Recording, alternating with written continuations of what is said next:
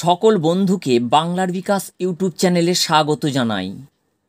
আজকে নবম শ্রেণীর জন্য নিয়ে এসেছি পশ্চিমবঙ্গের মানচিত্র।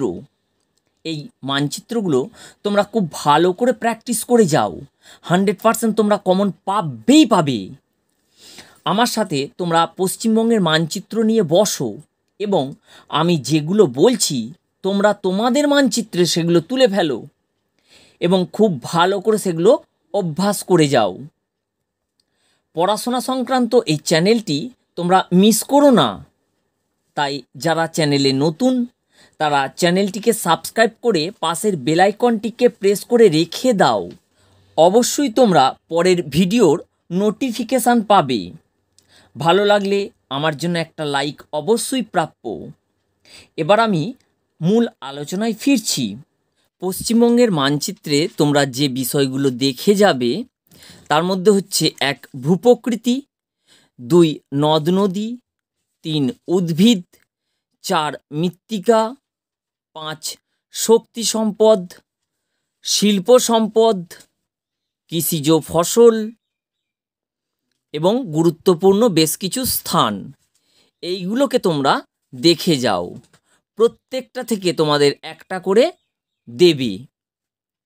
দেখো, ভূপ্রকৃতি থেকে এই বিষয়গুলো তোমরা তৈরি করবে। 1 দেখো, ওপরে উত্তরে আছে সান্দাকফু পর্বতশৃঙ্গ, পাশে দেখো টাইগার হিল, আর এইখানটা আছে দেখো শৃঙ্গলীলা পর্বতশ্রেণী। এইখানটায় পাশে আছে বক্সা পাহাড়, তার পাশে আছে জয়ন্তিয়া পাহাড়, আর এই সমগ্র অঞ্চলটা হচ্ছে উত্তরের পার্বত্য অঞ্চল, আর এই অঞ্চলটা হচ্ছে তরাই অঞ্চল বা তরাই ডুয়ার্স অঞ্চল। এরপর আছে দেখো এটা তাল অঞ্চল, এটা বরেন্দ্রভূমি অঞ্চল। চলে এসো দক্ষিণে। পশ্চিমে দেখো আছে এটা মালভূমি অঞ্চল। এই হলুদ অংশটা মালভূমি অঞ্চলের মধ্যে রয়েছে তোমার গোর্গাবুরু পর্বত, অযোধ্যা পাহাড়, এই দেখো শুশুনিয়া পাহাড়। ঠিক মনে রাখবে কোন খাঁজের কাছে কোনটা রয়েছে। এই পুরো অঞ্চলটা রাড অঞ্চল। তারপরে এদিকে এসো, দেখো এটা মৃতপ্রায় বদ্বীপ অঞ্চল, এইটা পরিণত বদ্বীপ অঞ্চল, আর এটা হচ্ছে সুন্দরবন অঞ্চল বা সক্রিয় বদ্বীপ। তাহলে সক্রিয় বদ্বীপ, পরিণত বদ্বীপ, মৃতপ্রায় বদ্বীপ, এই তিনটের মতো একটা দেয়। আর এই পুরো অংশটা হচ্ছে গাঙ্গেয় সমভূমি অঞ্চল।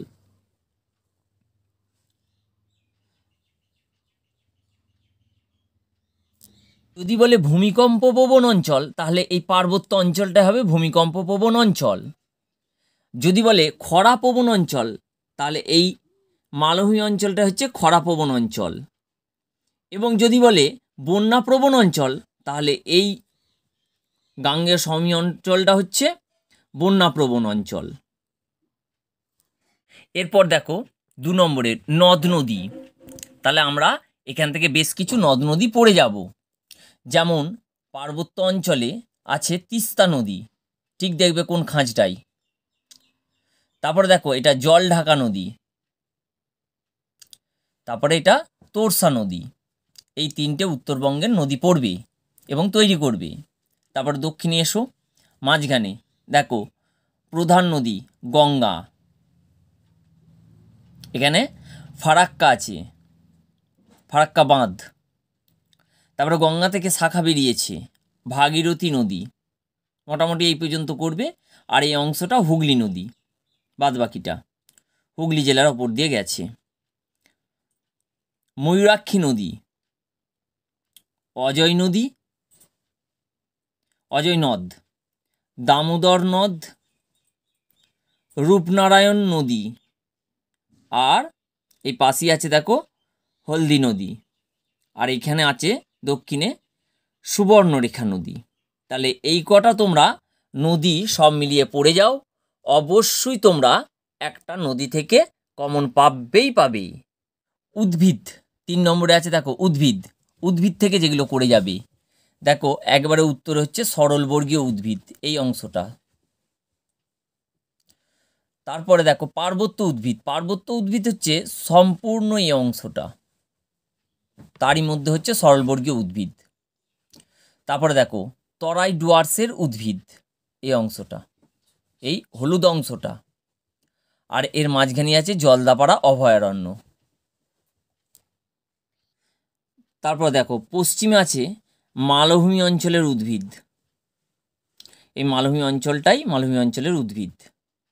দক্ষিণে এসো উপকূল অঞ্চলের উদ্ভিদ এবং ম্যানগ্রোভ অরণ্য, বেশিরভাগ সময় ম্যানগ্রোভ অরণ্যটা আর পার্বত্য অরণ্যটা দেয়, পুরোটা এটা।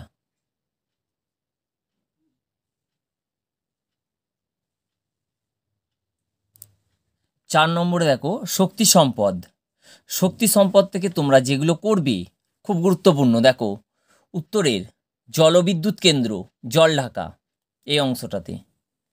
তারপরে এসো দক্ষিণে, দেখো মাঝখানে আছে জলবিদ্যুৎ কেন্দ্র, এটাই তাপবিদ্যুৎ কেন্দ্র ফারাক্কা।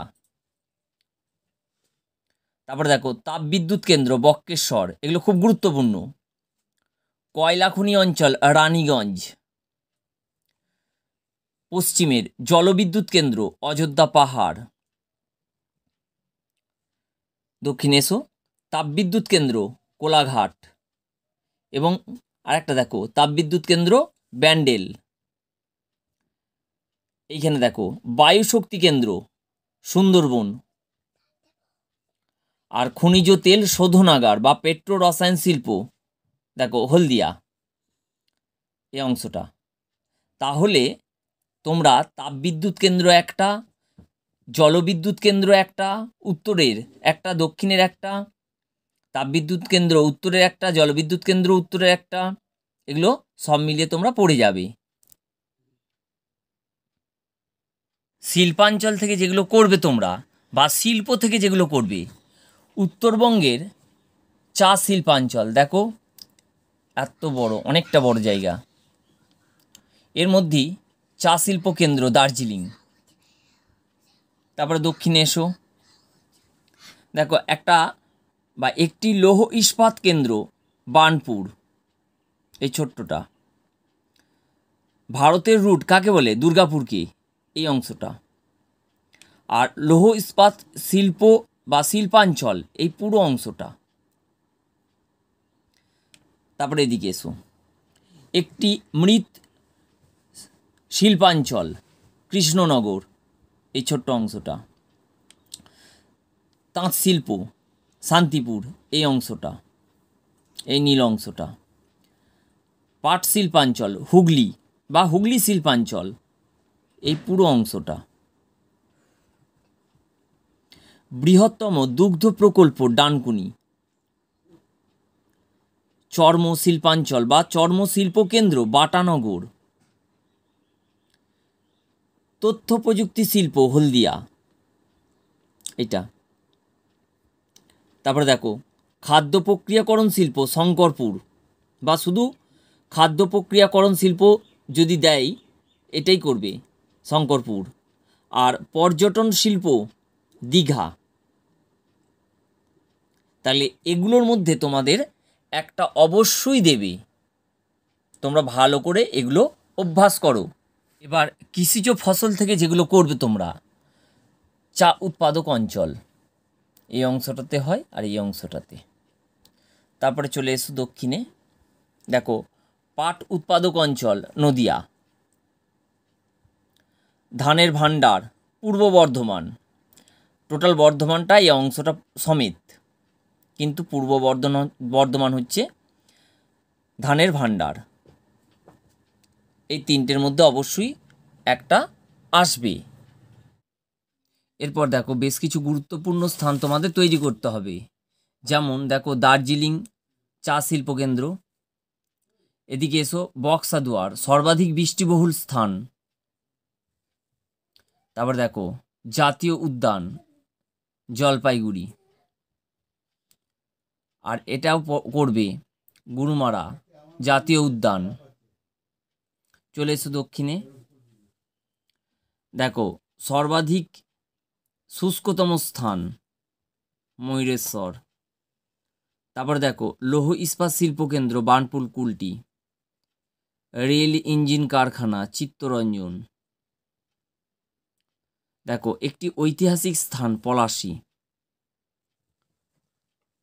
তারপর দেখো ধান গবেষণাগার চুঁচুড়ো, পাট গবেষণাগার ব্যারাকপুর। ভারতের রুট কাকে বলে? দুর্গাপুরকে। দেখো কয়লা উত্তোলন কেন্দ্র রানীগঞ্জ। ভারতের শেফিল্ড হাওড়া। কলকাতা বন্দর পশ্চিমবঙ্গের রাজধানী, এটি কলকাতা কি বলা হয়? এই অংশটাই হবে আর কি। জাহাজ মেরামত কেন্দ্র গার্ডেন রিচ এইখানটা। আর দেখো দক্ষিণে হলদিয়া বন্দর, এটা কি পেট্রো রসায়ন শিল্পকেন্দ্র বা খনিজ তেল শোধনাগার বলা যেতে পারে। পর্যটন কেন্দ্র দীঘা।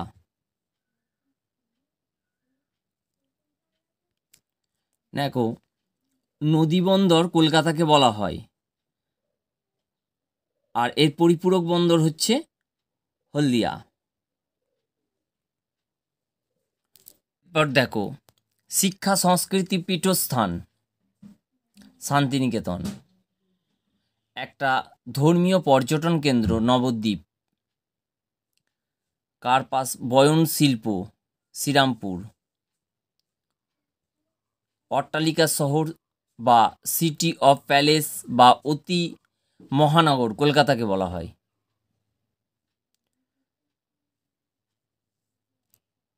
এরপর দেখো উত্তরের প্রবেশদ্বার কাকে বলে? শিলিগুড়িকে বলা হয়।